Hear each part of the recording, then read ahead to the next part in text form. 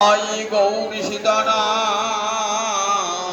प्रेमानंदे अगवार हरि हरि बोल विदाई गौरी सीतानाथ प्रेमानंदे अगवार हरि हरि बोल विदाई गौरी सीतानाथ प्रेमानंदे अगवार हरि हरि बोल भक्तबिंदेर चरणे आमार कोटि कोटि दंडवत प्रणिपात। उद्धव एसेছেন বৃন্দাবনে অঘ্রাণ মাসে। অঘ্রাণে উদ্ধবাসে দাঁড়িতে সংবাদ। 10টি মাস থাকলেন বৃন্দাবনে। 10টি মাস যে কিভাবে কেটে গেল উদ্ধব বুঝতেই পারলেন না। গোপ গোপীগণের সঙ্গে কৃষ্ণ কথা আনন্দে বিভোর হয়ে যত যত কৃষ্ণ লীলাস্থলী সব একে একে দর্শন করলেন। দর্শন করার সঙ্গে সঙ্গে তার প্রভুর স্মৃতি হৃদয়ে উদিত হল। মনটা পড়ে আছে একদিকে মথুরায়, তার প্রাণ পৃষ্ঠ কৃষ্ণচন্দ্র মথুরায় অপেক্ষা করছেন কবে উদ্ধব ফিরে আসবে, কবে ব্রজের কুশল সংবাদ পাব। উদ্ধব বৃন্দাবনে রয়েছেন 10টি মাস। তো মনে হচ্ছে বৃন্দাবন ছেড়ে আর কোথাও যাব না। বৃন্দাবনের এমন মহামহিমা, সর্বত্র গোপীপদ রেণু। মনে হচ্ছে এই বৃন্দাবনের রেণুতে ধূলি ধূসরিত হয়ে বাকি জীবনটা কাটিয়ে দেব। উদ্ধব জ্ঞানের রাজা, ভক্তির রাজা। কত ঊর্ধ্বে উদ্ধব। কতবার আপনাদের কাছে উদ্ধবের পরিচয় বলেছি। উদ্ধব বৃষিনাগ মন্ত্রী, কৃষ্ণস্য দ্বৈত সখা, শিষ্য বৃহস্পতি সাক্ষাৎ উদ্ধব বুদ্ধি সত্তম। বৃষ্ণি বংশের প্রধান মন্ত্রী, বৃষ্ণিনাং প্রবর মন্ত্রী। যদু বংশের একটি শাখা, তাকে বৃষ্ণি বংশ বলা হয়। সেই বৃষ্ণি বংশের যখন উগ্রসেন রাজা, তখন উদ্ধব প্রধানমন্ত্রী, বৃষ্ণিনাং প্রবর মন্ত্রী, কৃষ্ণস্য দ্বৈত শাখা। কিন্তু তার সবচেয়ে পরিচয় কি না, কৃষ্ণের প্রাণ পৃষ্ঠ সখা। 5 বছর বয়স হতে কৃষ্ণকে এমন ভালোবাসতেন, কৃষ্ণ মূর্তি গড়ে কৃষ্ণের পূজা করতেন। মা ডাকতেন উদ্ধব উদ্ধব উদ্ধব, উদ্ধবের কানে মায়ের ডাক পৌঁছাতো না। কত পরে উদ্ধব আসতেন, শুনতে পেতেন। সেই উদ্ধব বৃহস্পতির শিষ্য, দেবগুরু বৃহস্পতির কাছে 4টি বেদ উপনিষদ সব পড়ে এসেছেন। বুদ্ধিতে উদ্ধবের সমান আর কেউ নাই। সেই উদ্ধব বৃন্দাবনে এসে মনে মনে বলছেন, যদি বৃন্দাবনে না আসতাম তাহলে আমার এই দুর্ভাগ্য থেকেই যেত। বৃন্দাবনে গোপী প্রেম যে কত উঁচুতে, এটা আমি কোনোদিনই উপলব্ধি করতে পারতাম না মথুরায় থেকে। বৃন্দাবনে এলাম করি উপলব্ধি হলো যে ব্রজপ্রেম, গোপী প্রেম কত উঁচুতে, যা আমার জ্ঞান সীমা পায় না। এত বড় জ্ঞানী হয়েও গোপীদের প্রেমের নাগাল পাচ্ছেন না। তাই 10টি মাস থেকে গেলেন তাদের সঙ্গে আনন্দে, কৃষ্ণ কথা তাদের শুনিয়ে। এইবার যাবার সময় হলো। 10টি মাস থাকার পর যাবার পূর্বেতে ভাবছেন,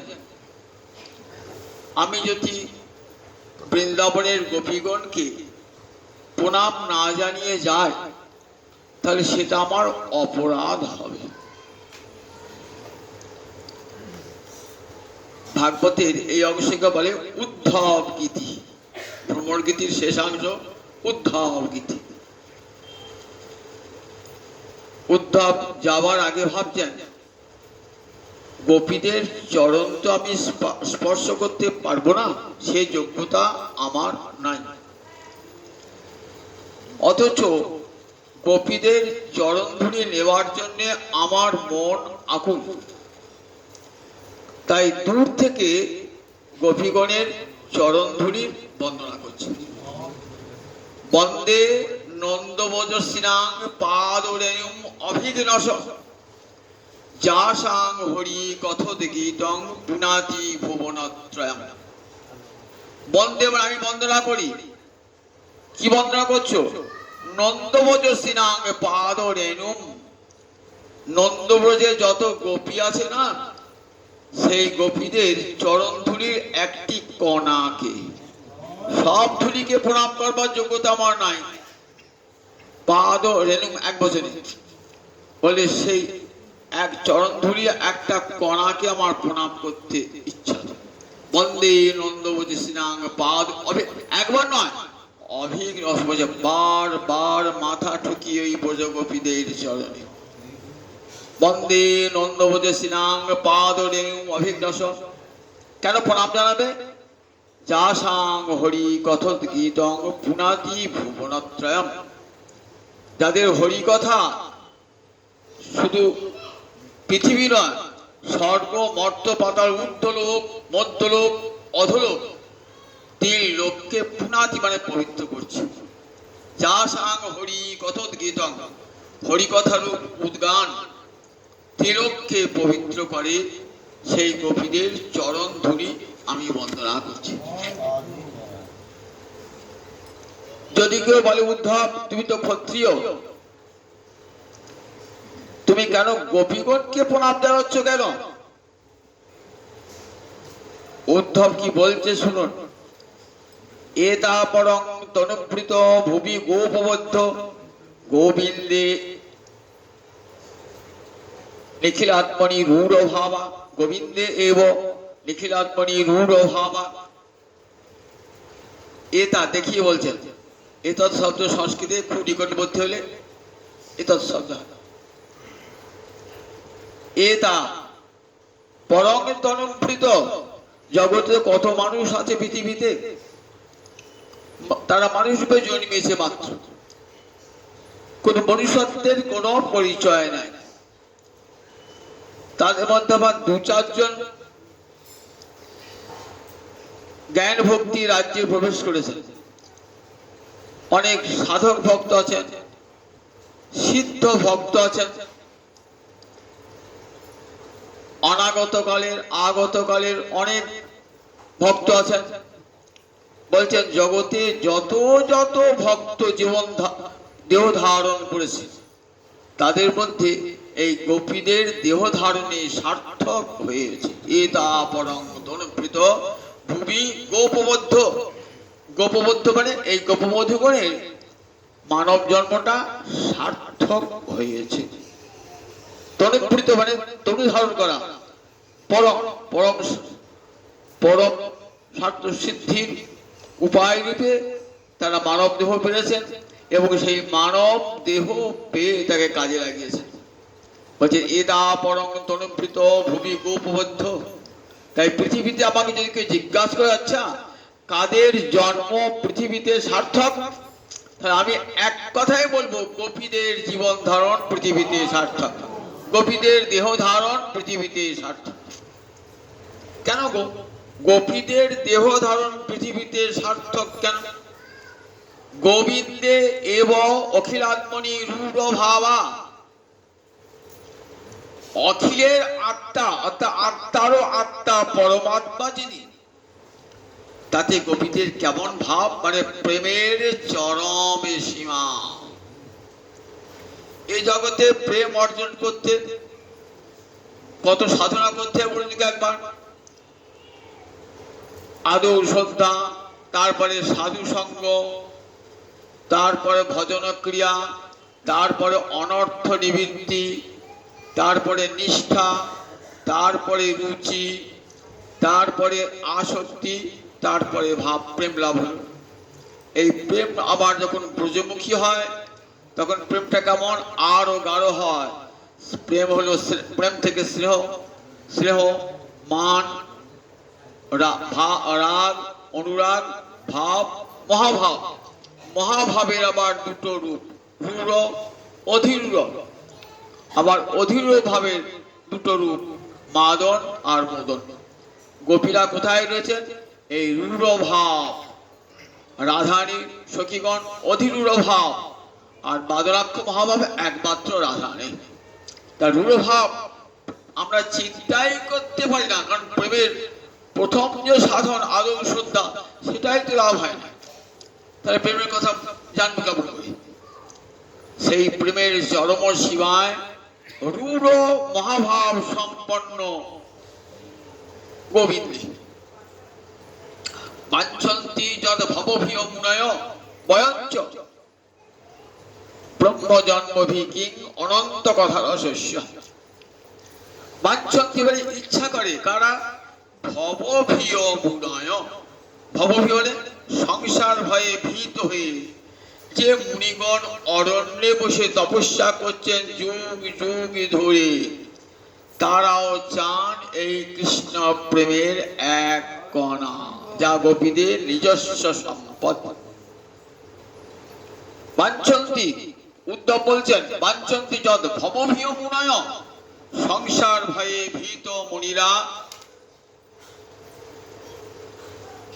কত কত যোগীন্দ্র মুনীন্দ্র নির্জন বনে গিয়ে দিবারাত্র সাধন করছেন যাতে কৃষ্ণ প্রেমের একটু কণা লাভ করা যায়। আর সেই ব্রজপ্রেম গোপীদের স্বভাব সিদ্ধ, সহজাত। বয়ম, আমি যে উদ্ধব বলছে, আমিও চাই ওই গোপী প্রেমের একটু কণা। উদ্ধব, তুমি ক্ষত্রিয় হয়ে বৈশ্য জাতিকে প্রণাম করলে, কিন্তু ব্রাহ্মণ নয়। শাস্ত্রের নিয়মে ব্রাহ্মণ, ক্ষত্রিয়, বৈশ্য, শূদ্র। তাহলে ক্ষত্রিয় কাকে প্রণাম জানাবে? ব্রাহ্মণকে। বৈশ্য শূদ্র কাকে প্রণাম জানাবে? ব্রাহ্মণ এবং ক্ষত্রিয়কে। এই যে সামাজিক নিয়ম। তাহলে তুমি একজন ক্ষত্রিয় হয়ে কেন এই বৈশ্য রমণীগণকে প্রণাম করলে? বললেন, ব্রহ্ম জন্মভি কিম, ব্রাহ্মণের জন্ম নিয়ে কি লাভ হবে যদি অনন্তের কথায় রস লাভ না হয়, কৃষ্ণ কথায় যদি রুচি না হয়। ব্রহ্ম জন্মভি কিম, ওই ব্রহ্মার জন্ম বা ব্রাহ্মণের জন্ম নিয়ে কোনো লাভ নাই। উচ্চ ব্রাহ্মণ কুলে জন্মালাম, সারাটা জীবন কৃষ্ণ বিমুখ হয়ে অমেধ্য অন্ন, অপবিত্র অন্ন গ্রহণ করে গলায় একটা পইতে দুলিয়ে ব্রাহ্মণ বলে অহংকার করলাম। বলে ওই ব্রাহ্মণ জন্মের কোনো মূল্য নাই, কোনো মূল্য নাই।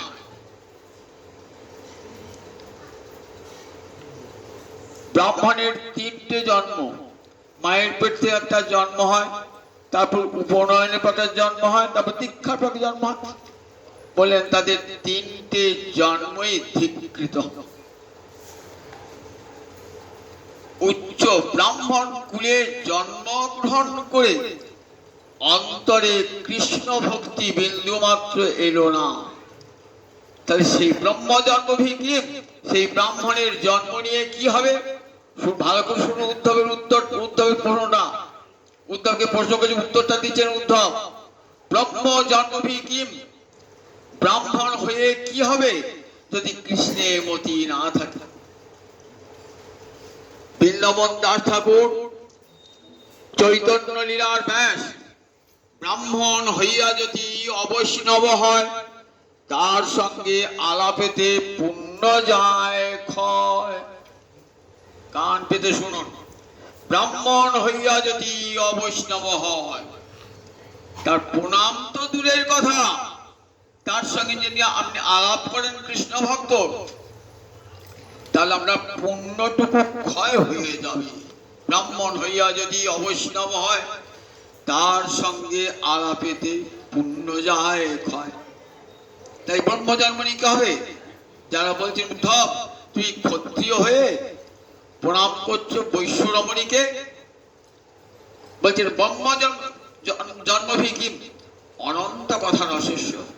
যারা কৃষ্ণ কথায় মত্ত হয়ে রয়েছে দিবারাত্র, তাদের আর কোনো জন্ম লাগে না। এই জন্মই ঋষিদেরও বন্দনীয়। এই জন্ম কর্মফলে আমার জন্ম যেখানে খুশি হতে পারে, কারণ জন্মটা আমার ইচ্ছাধীন নয়, আমার কর্মাধীন। আমি যদি চণ্ডাল কুলেও জন্মাই তাতেও ক্ষতি নাই, কিন্তু মনটা যেন গোবিন্দ চরণে থাকে। কর্ম বিপাকে গতাগতি পুনঃ পুনঃ মতিরহ তুয়া পর সঙ্গে। বিদ্যাপতি মিথিলার কবি, এত বড় ব্রাহ্মণ কবি, মিথিলা রাজা শিব সিংহের সভাকবি। কি এ মানুষ পশু পাখি কুলে জন্মে অথবা কীট পতঙ্গে, কর্ম বিপাকে গতাগতি পুনঃ পুনঃ মতিরহু তুয়া পর সঙ্গে। আমার কর্মফলের বৈগুণ্যে আমি যে কোনো কুলে জন্মাই না কেন, তাতে আমার দুঃখ নাই, কিন্তু হে গোবিন্দ আমার মতি যেন থাকে। আমার যে কুলে জন্মে হোক না কেন, আমার মতি যেন থাকে। তাই কৃষ্ণ ভজনের জন্য জাতির প্রয়োজন হয় না। কৃষ্ণ ভজন সবার, কৃষ্ণ ভজনে সবার অধিকার। কৃষ্ণ ভজন শ্রীকৃষ্ণ ভজন নাহি জাতি কুলাদি বিচার। কৃষ্ণ ভবনে জাতির বিচার নাই, বংশের বিচার নাই। যে আমি উচ্চ কুলে জন্মেছি, ভালো বংশে জন্মেছি, জমিদার বংশে জন্মেছি, আমি মাথা উঁচু করে চলবো, আমার কাছে সবাই প্রণাম জানাবে। এই অহংকার যাতে দূর হয়, তার জন্য উদ্ধব বলছেন যার অনন্ত কথায়, কৃষ্ণের একটা নাম অনন্ত কেন? যার গুণের অন্ত নাই, যার লীলার অন্ত নাই, যার রূপের অন্ত নাই, যার মাধুর্যের অন্ত নাই, তারই নাম অনন্ত। গোবিন্দ একটা নাম হলো অনন্ত। অনন্ত কথা রহস্য। কৃষ্ণ কথায় যার মতি আছে, তার কোনো জন্ম লাগে না। সেই জন্মে দেব ঋষি বন্দিত জন্ম। হরিদাস ঠাকুরের কি জন্ম ছিল? হরিদাস ঠাকুর আজ যদি যান সেই বেনাপোলে, যেখানে হরিদাস ভজন করতেন, বড় মন্দির হয়েছে, সেখানে দেখবে হিন্দু মুসলমান ব্রাহ্মণ সবাই মাথা নত করে সেখানে গিয়ে, ব্রাহ্মণ কুলীন সৎবংশজাত ব্রাহ্মণ সবাই গিয়ে সেখানে প্রণাম জানান। তাহলে অনন্ত কথার আবার যে লক্ষ্মীরা, যে বেশ্যা রমণী, সেও কৃষ্ণ ভজন করে কত দূর উঠতে উঠেছে দেখুন। আজও তাকে প্রণাম জানায় সবাই ওখানে গিয়ে, বেনাপোলের জঙ্গলে গিয়ে। ব্রহ্ম জন্ম কি অনন্ত কথার রহস্য, যার কৃষ্ণ কথায় যাদের রস হয়েছে বেশ। কিন্তু কে মা বনচরী ব্যভিচার দুষ্টা স্ত্রীও বললেন দেখো তুমি প্রণাম করতে পারো তো পুরুষ জাতিকে প্রণাম করলে পারছো তো, তুমি পুরুষে নারীকে প্রণাম করছো কেন? বলছেন নারী প্রণামের যোগ্য নয়। আপনার মাটা কোন জাতি? সে তো নারী, তাকে প্রণাম করো না। ছেলে মাকে প্রণাম করে না, নিজের বড় দিদিকে প্রণাম করে না, মাসিকে প্রণাম করে না, মাইমাকে প্রণাম করে না, গুরুজনকে প্রণাম করা, সে নারী তো। নারী জাতি হলে কি প্রণাম অযোগ্য হয় নাকি? সবসময় প্রণামের যোগ্যতা না। বেশ, স্বীকার করি না, তার স্ত্রী হলো প্রণামের যোগ্য। তুমি তাদেরকে বড় বলে মনে করছো। কিন্তু বনচরী বনে থাকে তো, বনবাসিনী এরা, এরা কোনো শহরের সভ্য নাগরিক নয়, এরা বনে থাকে। সে বনচরীদের প্রণাম জানাচ্ছ কেন? বলে বনে থাকলে বুঝি প্রণামের যোগ্য হয় না? তা মুনি ঋষিরা কোথায় থাকে? মুনি ঋষিরা তো বনেই থাকে। আর এই ব্রজের গোপীরা কোন বনে থাকে বলো দেখিনি? বৃন্দাবনে থাকে, যেখানে গোবিন্দ সচল। ব্রজ মানে চলা। গীতায় বলা আছে ভগবান কেমন স্থাণু অচল এবং সনাতন। ভগবান চলতে পারেন না, ভগবান কথা বলতে পারেন না, তিনি স্থাণু হয়ে আছেন, অচল হয়ে আছেন। সেই ভগবান বৃন্দাবনে গিয়ে সচল, বৃন্দাবনে চলছেন, কত খেলা খেলছেন। তাহলে বৃন্দাবনটা কি যেসে বন? সেই বৃন্দাবনটা এমন মন যেখানে স্বয়ং ভগবান শ্রীহরি রাখাল বেশে গোচারণ করছেন, যেখানে তার চরণ ধরি পড়ছে। ব্যভিচার দুষ্টা বেশ বুঝলাম, তারা বনচরী, তারা স্ত্রী জাতি, কিন্তু তাদের একটা দোষ আছে। কি দোষ? ব্যভিচার দুষ্টা। ব্যভিচার কাজকে বলে সমাজের কোনো নারী যদি নিজ পতি ছাড়া অন্য কোনো পতিকে ভজনা করে, তাকে লোকে ব্যভিচারিণী রমণী বলে। এই যে গোপীগণ, তাদের তো স্বামী রয়েছে, তাহলে আবার কৃষ্ণকে তারা ভজনা করলো, তারা ব্যভিচার দুষ্ট হবে না? বলে মৈবং গৃহী, মৈবং গৃহী, এ কথা মুখ দিয়ে কখনো উচ্চারণ করো না, মহাপাপে পাপিষ্ঠ হবে। গোপীরা কি কে তুমি জানো? গোপীরা বললেন দেখো, গোপীতত্ত্ব না জেনে কখনো গোপীগণকে ব্যভিচার দুষ্ট বলো না। ব্যভিচার দুষ্টা কারা? আমরাই হলাম ব্যভিচার দুষ্টা। ব্যভিচার মানে যারা বিপরীত মুখে গমন করে, অভিচার করে। কৃষ্ণ থেকে যারা বিপরীত মুখে যায় তারাই ব্যভিচারী। যারা কৃষ্ণ না ভোজে কৃষ্ণের উল্টো মুখে যায় তারাই ব্যভিচারী জগতে। আর গোপীরা চলেছেন কার দিকে? একমাত্র জগৎপতি কবি সযন্ত্রকান্ত যমলকুণ্ডলা। রাসের বাঁশি বেশি বেজে উঠেছে তো, রাসের বাঁশি শুনে গোপীগণ পাগলিনী হয়ে ছুটছেন। সুখদেব বলছে দেখো মহারাজ, নিঃস্ব গীতাং তদনঙ্গ বর্ধনঙ্গ ভোজশ্রিয় কৃষ্ণ গৃহীত মানসা আজ মূরণ্য লক্ষিতদ্দমা সযত্রকান্ত যমলোল কুণ্ডলা। সযত্রকান্ত গোপীরা চলেছেন কোথায়? নিজ কান্ত গোবিন্দের পানে ছুটে চলেছেন। নিজ কান্ত গোবিন্দের পানে তারা ছুটে চলেছেন। জগৎকে শিক্ষা দিচ্ছেন, জীব যদি ছুটে যেতে হয় কোন দিকে যাবে? ওই গোবিন্দের চরণের মুখে যাবে সংসার ছেড়ে। আর যদি না যাও তাহলে তোমরা এই ব্যভিচার দোষে দুষ্ট। যারা সংসারকে ভজে, গোবিন্দকে ভজে না, বলেন তারাই ব্যভিচার দোষে দুষ্ট। বলেন তাদের যে অন্য স্বামী, এটা যোগমায়া কল্পিত। তাদের স্বামী কৃষ্ণ, আর কেউ নাই। রাসের বাঁশি শুনে যখন তাদের স্বামীরা ছুটে এলেন, কেন তোমরা যাবে? ওই রাখাল বালকের বাঁশির ডাকে তাদেরকে ফিরিয়ে আনলেন। তো নিষিদ্ধ মানা প্রতিভি পৃথিবী ভ্রাতৃ বন্ধুবী ফিরে এলেন সবাই। ব্রজের গোপীরা দেখলেন তাদের স্ত্রীরা ফিরে এলো, তাদের স্ত্রীরা ফিরে এলো। সঙ্গে সঙ্গে যোগমায়া কল্পিত গোপী মূর্তি সৃষ্টি করেছেন। সেই কল্পিত গোপী মূর্তি ফিরে গেল কোথায়? তাদের স্বামীদের কাছে। আসল গোপী মূর্তিটি কোথায়? গোবিন্দের বাঁশির টানে ছুটেছে। আসল এই যে গোপীরা অন্য যারা পতি আছে, এটা তাদের কোনোই তারা ভাবনে ভাবতে পারে না। এটা যোগমায়ের লীলা কৌশল, নইলে রূঢ় ভাব সিদ্ধি লাভ করবে না। যদি স্বকীয়া প্রেম হতো তাহলে কিন্তু এই রূঢ় ভাব সিদ্ধি লাভ করতো না। পরকীয়া ভাবের সিদ্ধির জন্যই, রূঢ় ভাবের সিদ্ধির জন্যই এই পরকীয়া প্রেমের কথা দেখিয়েছেন। সত্যিকারের কৃষ্ণ মধু দ্বারা ভাগবতে অনেকবার সুখদেব বলেছেন গোপীরা কৃষ্ণবদ্ধ, গোপীরা কৃষ্ণবধূ, কিন্তু মনে হচ্ছে যেন তারা পরবধূ।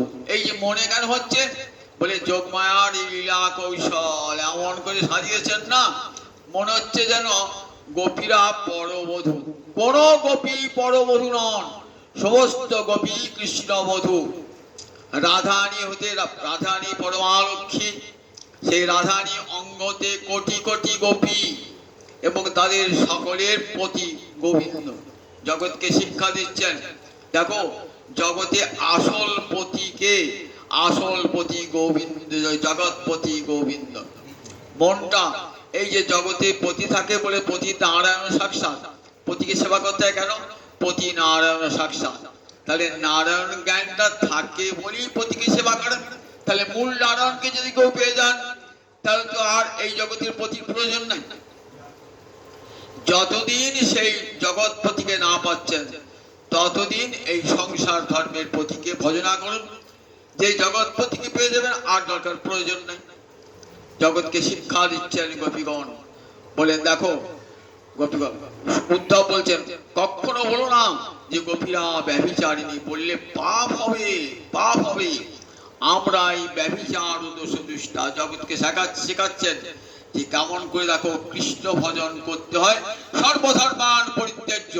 এটি না দেখালে গীতা বাক্য সার্থক হতো না। গীতার শেষ কোনখানে?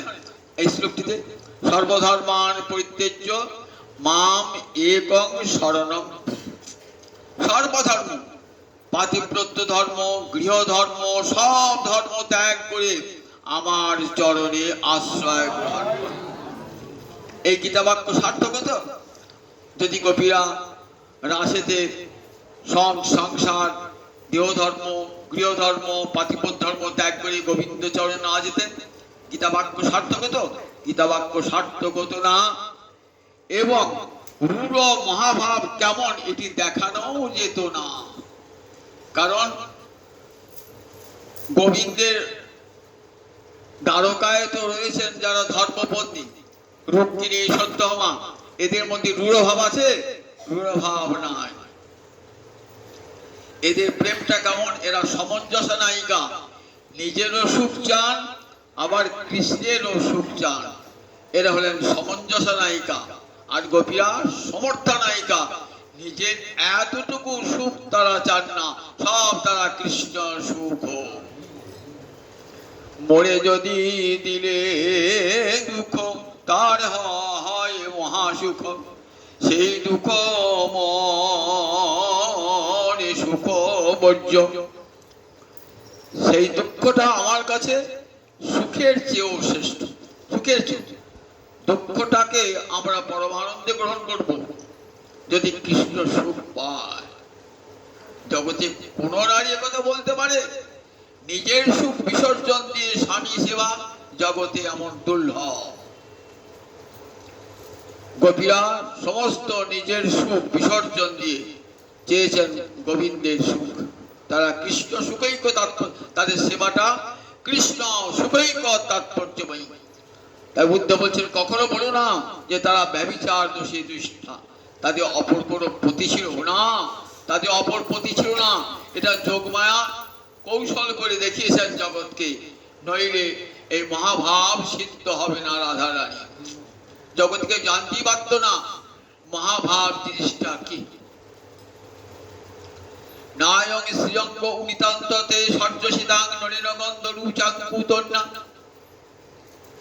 বলেন দেখো গোপীরা লক্ষ্মীর চেয়ে শ্রেষ্ঠ, তার প্রমাণ দেখবে। লক্ষ্মীর চেয়েও গোপীরা শ্রেষ্ঠ, তার প্রমাণ দেখবে। কি প্রমাণ?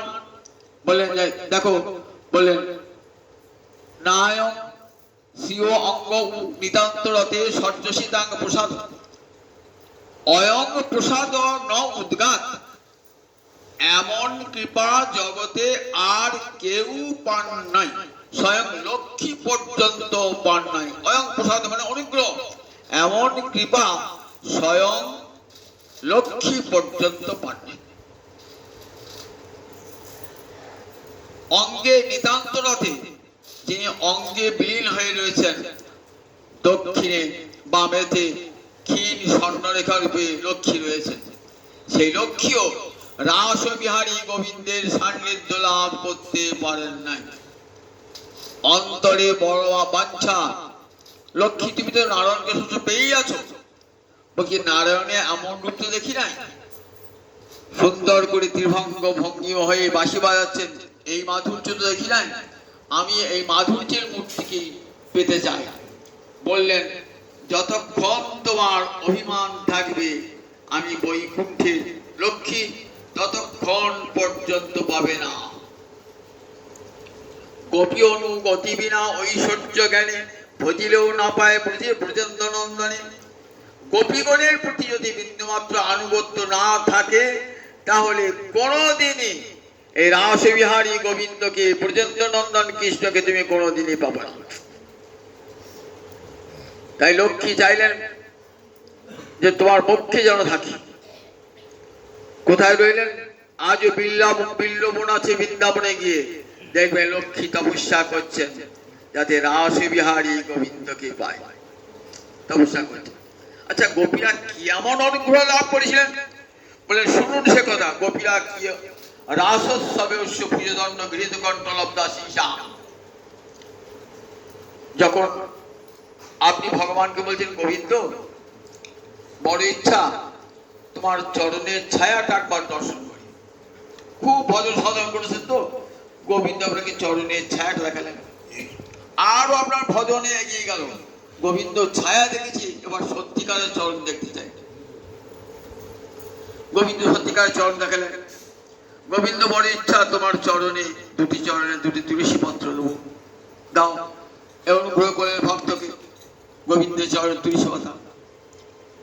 বলেন গোবিন্দ আরো এগিয়ে বলেন গোবিন্দ তোমার আমার ইচ্ছা তোমার কণ্ঠে একটি মালা পড়াই, পড়াও কণ্ঠে মালা পড়াও।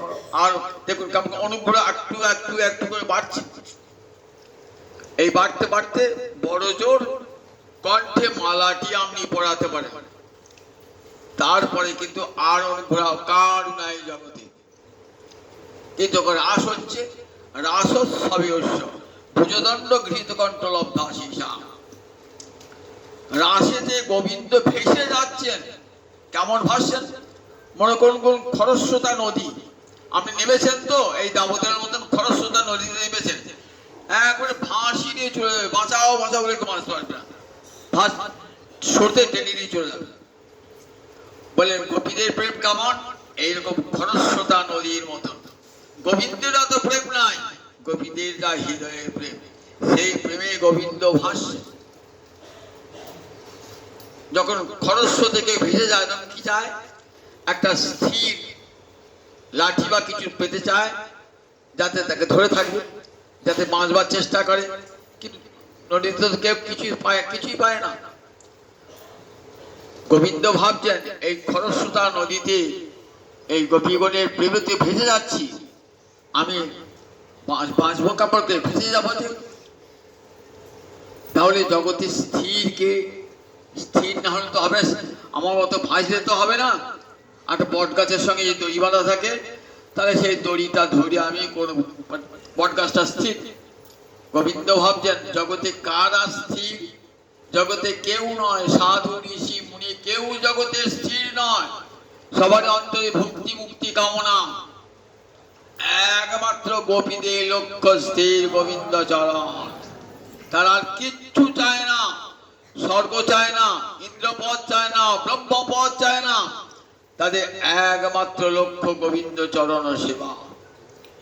তাই কি করলেন গোবিন্দ? খরস্রোতা নদীতে ভাসতে ভাসতে কি করলেন? তখন গোপী কণ্ঠ আলিঙ্গন করেছেন। গোপীরা কণ্ঠ আলিঙ্গন করে নাই, কৃষ্ণই গোপী কণ্ঠ আলিঙ্গন করেছেন। কত বড় অনুগ্রহ বলুন দেখি, কত বড় অনুগ্রহ! ভুজদণ্ড গৃহীত কণ্ঠ লব্ধা। ভুজদণ্ড, কৃষ্ণের ভুজদণ্ড দিয়ে কি করেছেন না গোপী কণ্ঠ আলিঙ্গন করেছেন। এত বড় কৃপা জগতে আর কেউ পায় না। ন অয়ং প্রসাদ উদ্গাত। ভুজ সুন্দরী না, ভুজ সুন্দরী আছে যে অনুগ্রহ পেলেন। এই সুন্দরী কথাটি কিন্তু আর কোথাও উল্লেখ করে নাই, একমাত্র ভুজ সুন্দরী নাম। গোপীগণকে একমাত্র সুন্দরী বলেছেন। আপনি নিজেকে সুন্দরী বলেন? আচ্ছা, আপনার সৌন্দর্য কত দূর যেতে পারে বলেন? যদি একটা পুরুষোত্তমকে যদি আমি টলাতে পারি, এই জগতে পুরুষকে টলাতে পারেন, কিন্তু পুরুষোত্তম গোবিন্দকে টল দেখি। হাতি যদি বটগাছটাকে নড়াতে পারে তবেই জানবো হাতির শক্তি। বিশাল বটগাছ গোবিন্দ স্থির জগতে, তার চিত্তকে বিচলিত করেছেন গোপীরা তাদের রূপে গুণে। তাহলে সুন্দরী কারা? বলে সুন্দরী তারা যারা আপনে রূপে পুরুষোত্তম ভগবানের চিত্তকেও বিচলিত করেছেন। কি করে বিচলিত করেছেন? রাধানীকে একবার দেখবার জন্যে, গোপনে সাক্ষাৎ করবার জন্য কৃষ্ণ কত রূপ ধারণ করেছে বলুন দেখি। স্বয়ং সত্য স্বরূপ হয়ে মিথ্যা রূপ ধারণ করেছেন। কিরকম? নাপিতানি বেশ ধারণ করেছেন, রাধানীর চরণ গাওয়ার জন্য শিখেছেন। দেখুন দেখে কিছু নাপিতানি বেশ ধারণ করেছেন, মালিনীর বেশ ধারণ করেছেন। তার কত স্বয়ং সত্য স্বরূপ ভগবান মিথ্যা বেশ ধারণ করেছেন। কেমন চিত্তকে বিচলিত করেছে? বাজিগরের বেশ ধারণ করেছেন। দেখুন কেমন করে, দেখুন গোবিন্দকে কত রূপ ধারণ করিয়েছে এই ব্রজগোপীরা, কত রূপী। কখনো যোগী সেজেছেন, কখনো ব্রহ্ম সূর্য পূজা করবার জন্য ব্রহ্মচারী সেজেছেন। ভগবান এত বিচলিত যে গোপীদিকে একবার দেখবার জন্য বলছে, আমার রূপে মোর রূপে আপ্যায়িত হয় ত্রিভুবন। আমার রূপ দর্শন করে, রূপের ছটা দর্শন করে ব্রহ্মা পাগল, শিব পাগল, ইন্দ্র পাগল। আর সেই আমি গোপীদের সামান্য রূপ দর্শন করবার জন্য কত আকুল হয়ে থাকি, কত আকুল হয়ে থাকি। যার সামান্যত রূপের ছটায় গোবিন্দ কি হন? গোবিন্দ পাগল হয়ে যান যার রূপের সামান্য ছটায়। বলছি দেখো, ব্রজ সুন্দরী নাম যদি জগতের সুন্দরীকারীকে বলতে হয়, একমাত্র ব্রজগোপীরাই সুন্দরী, সুন্দরী শ্রেষ্ঠা। পুরুষোত্তম ভগবানের চিত্তকে তারা টলিয়ে দিয়েছেন, স্থির থাকতে পারে নাই। ভগবান কত বেশ ধারণ করেছেন, রাধানীকে একবার দেখবার জন্য কত বেশ ধারণ করেছেন। ওই লক্ষ্মীকে দেখবার জন্য করেন নাই, কিন্তু রাধানীকে অন্য কোন স্বর্গের রমণী করেছেন? কোন রমণীকে না, স্বর্গ তো অবতীর্ণ হয়েছেন, সেখানে কত কত অপ্সরা আছে, সুন্দরী সুন্দরী অপ্সরা আছে। তার গোবিন্দকে টলাতে পেরেছিলেন? বামন রূপে যখন অবতীর্ণ হয়েছিলেন তখন কোথায় অবতীর্ণ হয়েছিলেন? স্বর্গেতে, মর্তে নয়, স্বর্গে। তার স্বর্গে কারা আছে? স্বর্গে দেবীরা আছে, অপ্সরারা আছে। তাহলে তো রূপ কম নয়। কই তারা গোবিন্দকে টলাতে পেরেছিল? কিন্তু ব্রজের গোয়ালিনী যারা, গোয়ালার ঘরে যাদের জন্ম, সেই গোয়ালিনীরা গোবিন্দকে রূপে টলিয়ে দিয়েছিল। তাই দেখো, আমার তো অন্তর একটা বাঞ্ছা রয়ে গেল, কোনোদিনই পূর্ণ হবে না। গোপীদের কাছে যদি বলি, হে গোপীগণ তোমার এই চরণ ধুলি দাও একটু মাথায় নেই, তাহলে আমার যদি কৃষ্ণ ভক্তি লাভ হয়। কিন্তু গোপীরা দেবেন না। জগতের সবার চরণ ধুলি গোপীরা অঙ্গে মাখবেন, কিন্তু নিজের চরণ ধুলি কাউকেও দেবেন না। তাহলে কি করা যায়? বলছেন আমার এই বাসনটা অপূর্ণ হয়ে রইল, তো এই জন্য আমার হবে না। আমি ক্ষত্রিয় কৃষ্ণের কাছ থেকে এসেছি, আমাকে চরণ ধুলি দেবেন নাকি? তাই হে গোবিন্দ, আসাম অহ চরণ রেণু জুসাম কিবপি গুলমল দৌসজিনাম। বৃন্দাবনে যদি আমাকে জন্ম দাও প্রভু, আমার যদি আমার জন্ম হয়, তাহলে কোথায় জন্ম দেবে জানো? বৃন্দাবনে। কি করে আমাদের মানুষে? না না, ও যোগ্যতা আমার নাই। বৃন্দাবনে হরিণ হরিণ হয়ে, না না, সে যোগ্যতা আমার নাই। বৃন্দাবনে ময়ূর ময়ূর, না না, সে যোগ্যতা আমার নাই। বৃন্দাবনে বড় বড় বৃক্ষ হয়, না, সে যোগ্যতা আমার নাই। তাহলে ওই গুল্মলতা করে আমাকে জন্ম দিও। আমি পথের ধারে পড়ে থাকবো, গুল্মলতা হয়ে পড়ে থাকবো। বাঁশির ডাকে গোপীরা ছুটবে কৃষ্ণের দিকে, তখন কি করবে না, তখন ছুটবে যখন, তখন কি করবেন? তাদের পায়ে আমি দলিত হব, আমার জীবন ধন্য হয়ে, অধন্য জীবন ধন্য হয়ে। বন্দে নন্দবচে সিনাঙ্গ পাদুলয়ং অভিনশ যাশাং হরিবত গীতং পুবাতি ঘোরাত্র। এই বলে উদ্ধব বন্দনা করে চোখের জলে ভাসতে ভাসতে চলে আসছেন, বৃন্দাবন ছেড়ে আসছেন। নন্দ মহারাজার কাছে, মা যশোদার কাছে, গোপীগণের কাছে অনুমতি নিয়ে এইবার তো আমার প্রাণপৃষ্ঠ গোবিন্দের কাছে ফিরে যেতে হবে মথুরার দিকে। নন্দ মহারাজ, মা যশোদা, সমস্ত গোপ গোপীরা নানা উপহার নিয়ে এসেছেন, নানা উপহার নিয়ে দিয়েছেন কৃষ্ণকে দেবে বলে। নন্দ মহারাজ চোখের জল ফেলতে ফেলতে, দেখো উদ্ধব, আমরা তো কৃষ্ণকে কোনোদিন ভগবান বলে ভাবি নাই।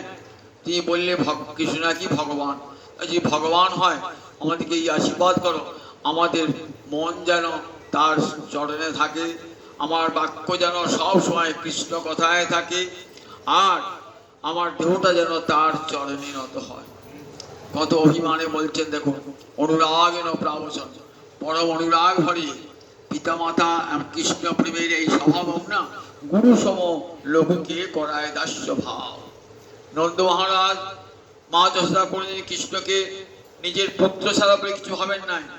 আজকে বিরহে মনে হলে না কৃষ্ণ সত্যি ভগবান বটে। উদ্ধব বলেছে তো, তাই উদ্ধব যদি ভগবান দিয়ে হন তাহলে জন্ম জন্মে যেন সেই ভগবানে আমাদের রতি থাকে। এমনি করে উদ্ধব বললেন, রাধাকে বলছে, রাধানি গোপীগণকে তোমাদের কিছু বক্তব্য আছে? বললেন, দেখো আমাদের বক্তব্য তুমি যা দেখে গেলে না, এটি যেন কৃষ্ণকে বলবে না, ধীরে ধীরে বলবে, একদিন আধদিন পর পর বলবে। কেন না, আমরা তো আমাদের হৃদয়ে কঠিন, কিন্তু কৃষ্ণের হৃদয় বড় নরম। যদি বড় দুঃখ হবেন, তিনি বড় দুঃখ হবেন। দেখো গোপাল চম্পুতে বলছেন, শিব গোস্বামী পাদ, এগুলি ভাগবতে নাই, গোপাল চম্পুতে শিব গোস্বামী দেখাচ্ছেন, বলছেন দেখো ওই একটা পুরনো কাপড় তাকে জলে কেচে যদি ইয়ে করেন, মোছেন যাতে নেগড়ান, তাহলে কি হবে, খুব আস্তে আস্তে নেগড়ে থাকে, কারণ কাপড়টা ছিঁড়ে যাবে আস্তে আস্তে, পুরনো কাপড় তো ছিঁড়ে যাবে, আস্তে আস্তে আস্তে তারপরে জলটা দূর করতে হবে। ওই ঠিক তেমনি কৃষ্ণের অন্তরটা কেমন অতি কোমল, অতি নরম, ধীরে ধীরে বলবে একদিনে। আচ্ছা কৃষ্ণকে আসতে বলবো না, কৃষ্ণকে আসবে এখানে, কৃষ্ণ যদি এখানে এসে মথুরার কথা চিন্তা করেন, আমরা চাই না গোবিন্দের চিত্তে কোনো উদ্বেগ থাক। গোবিন্দ, আমরা কৃষ্ণ ভালো আছেন এই জন্যই সুখী, কৃষ্ণকে পেলে সুখী নয়, কৃষ্ণের সুখের কথা শুনে আপনার সুখী। কৃষ্ণ সুখে আছেন এটি জানতে পারলেই আমাদের হবে। এই বার্তাটা আমরা পেয়েছি, এটি ধন্য কৃষ্ণ সুখে আছেন। উদ্ধব দিলেন, মনটা খুব ভারী, কিন্তু আবার মনটা পড়ে আছে কার জন্যে? মনটা পড়ে আছে কৃষ্ণের জন্যে। রথে চলে যাচ্ছেন, সমস্ত গোপ গোপীরা, নন্দ যশোদা রথের পিছনে পিছিয়ে যাচ্ছেন। যতদূর রথ দেখা যায়